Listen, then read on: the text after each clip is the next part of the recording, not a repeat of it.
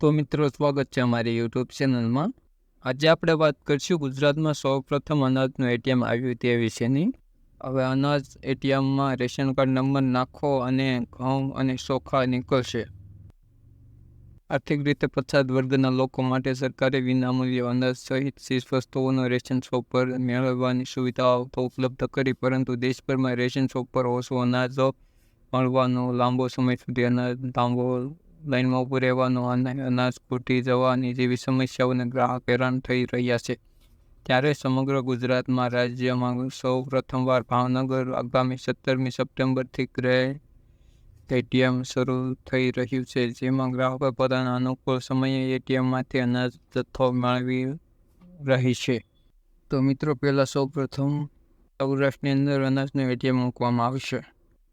આગામી 17મી સપ્ટેમ્બરના રોજ અનાજ એટીએમની શરૂઆત થશે, જેમાં 1000 કિલો ઘઉં અને 1000 કિલો ચોખા એકસાથે સંગ્રહ થઈ શકે છે. આટલું જ નહીં, પરંતુ ત્યાં ગોડાઉનની સુવિધા પણ ઉપલબ્ધ કરવામાં આવેલી છે, જ્યાં 4 થી 5000 કિલો અનાજ જથ્થો સંગ્રહ કરવામાં આવશે. જ્યાં 4 થી 5 કિલો અનાજનો જથ્થો સંગ્રહ કરવામાં આવેલો છે, અને આ એટીએમમાંથી પણ રાજ્યના કોઈપણ રેશન કાર્ડ ધારક જેમને અનાજનો જથ્થો મળવાપાત્ર છે તે પ્રમાણે એટીએમમાંથી લઈ શકશે. ગ્રાહકોને મળવાપાત્ર અનાજનો જથ્થો ઓછો આપી બરાબર વહીવટ કરતા દુકાનદારોની ગેરરીતિ પર બ્રેક લાગશે.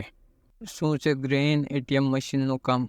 ગ્રેઇન એટીએમ મશીન સ્વચાલિત મશીન છે જે બેંક એટીએમની જેમ કામ કરે છે.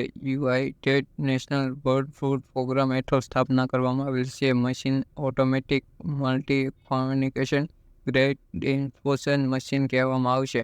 આ મશીનની અનાજ ખરબચડી થવાની શક્યતા પણ રહેતી નથી. આ મશીનમાંથી કેવી રીતે નીકળશે અનાજ? ગ્રેનાઇટ એટીએમ મશીનમાં ટચ સ્ક્રીન સાથે બાયોમેટ્રિક સિસ્ટમ લગાવવામાં આવેલી છે, જેના દ્વારા અનાજ કાઢવા માટે લાભાર્થીના રેશન કાર્ડ નંબર નાખવો પડશે અને મશીન દ્વારા લાભાર્થીને મળવાપાત્ર અનાજ અને ચોખા જથ્થો મળી જશે, અને તેમાં પણ મળવાપાત્ર જથ્થા પૈકી લાભાર્થીને કેટલા જોઈએ જથ્થો છે તે એટલા પ્રમાણમાં મળી જશે.